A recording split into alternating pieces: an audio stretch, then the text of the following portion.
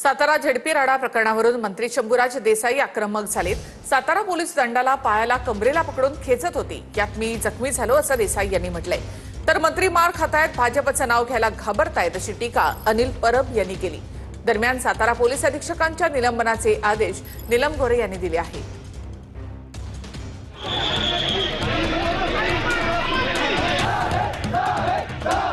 सातारा जिल्हा परिषद निवडणुकीत झालेल्या राड्याची विधान परिषद उपसभापती नीलम गोरेंनी गंभीर दखल घेतली आहे।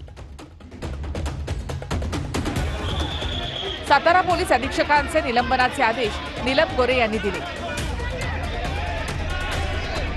संबंधित पोलिसांवर कारवाईची मागणी शंभूराज देसाई यांनी सभागृहामध्ये केली आहे। या दंडाला 4 पोलीस माझ्या, हे अजून दुखते। ह्या दंडाला 4 पोलीस, दोघांनी कंबर आवळली माझी।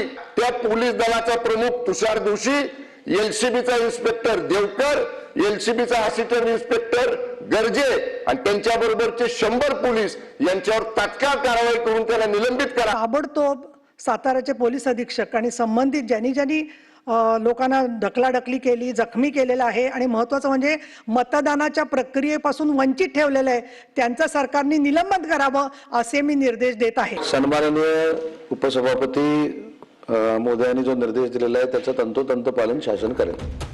मात्र पोलीस अधीक्षकांच्या निलंबनाला स्थगिती देण्याची मागणी जयकुमार गोरे यांनी केली आहे। आणि आपण मंत्री म्हणून काम करत असताना त्या जिल्हा परिषदेच्या परिसरामध्ये असलेल्या पोलिसांना शिवीगाळ करण्याचा अधिकार दिला कोणी? एसपीचं जे आपण निलंबन केलंय त्याला तातडीने स्थगिती देण्याची आवश्यकता आहे। सभापती महोदय, मला साहेब सांगा, मंत्र्याला मारहाण झालेली या सभागृहात कधी झालंय का प्रकार? मंत्र्याला धक्काबुक्की झालेलं कधी या सभागृहाने ऐकलंय का? या प्रकरणामध्ये सर्व गोष्टींची चौकशी करण्यात यावी, भाजपला दोष देण्याचं काय कारण आहे असा सवाल जयकुमार गोरे यांनी केलाय।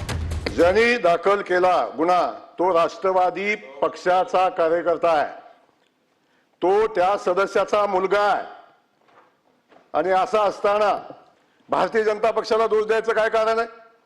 कशासाठी भारतीय जनता पक्षावर ब्लेम करता? चुकीचं रेकॉर्डवर राहू नये।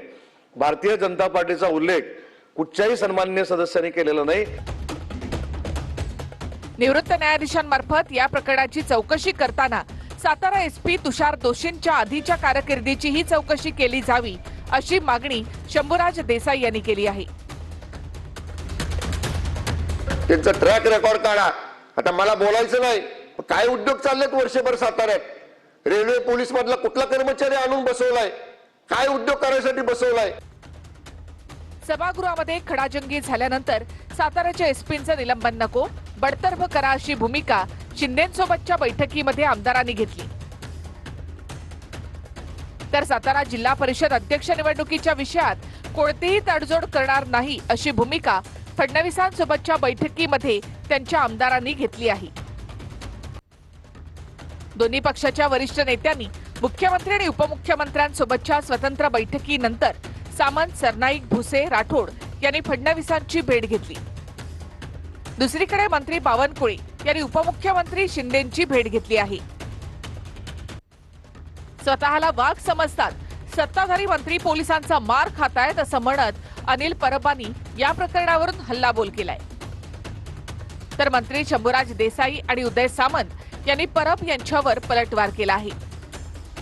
या राज्यामध्ये मंत्री मार खातायत आणि एवढी वाईट परिस्थिती आहे मंत्र्यांची, भारतीय जनता पक्षाचं नाव घ्यायला घाबरतायत का? फक्त शिवसेनेबरोबर दादागिरी करायची आणि भारतीय जनता पक्षासमोर शेपटी घालायची, हे ह्या सभागृहात मी कधी बघितलं नव्हतं। शेपटी घालण्याच्या गोष्टी यांनी आम्हाला शिकवू नये। आम्ही न्याय मागितलेला आहे, आमच्या मंत्री महोदयांनी तुमच्याकडे दाद मागितलेली आहे। हा राजकीय संस्कार आहे। विमानानं आलो, उतरलो, बसनं आलो, विधान भवनला गेलो, विश्वासदर्शक संमत ठराव केला आणि गेलो परत। काय केलं?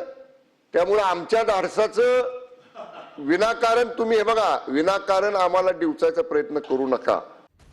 सातारा जिल्हा परिषद अध्यक्ष निवडणुकीच्या दरम्यान झालेल्या राड्यावरून शिंदेंच्या आमदारांनी पायऱ्यांवर आंदोलन केलं। यावरून मुख्यमंत्री फडणवीस संतापल्याची चर्चा आहे। त्याचा मी देखील साक्षीदार आहे।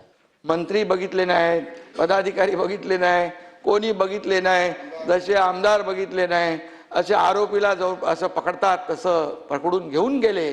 ते दोनच कसे काय मग मतदार त्यांनी पकडले? उपमुख्यमंत्र्यांनी जी वस्तुस्थिती सांगितलेली आहे त्या वस्तुस्थितीच्या आधारावर या संपूर्ण प्रकरणाची योग्य ती चौकशी केली जाईल आणि चौकशीच्या मध्ये जे काही निष्पन्न होईल त्यानुसार त्याच्यावर कारवाई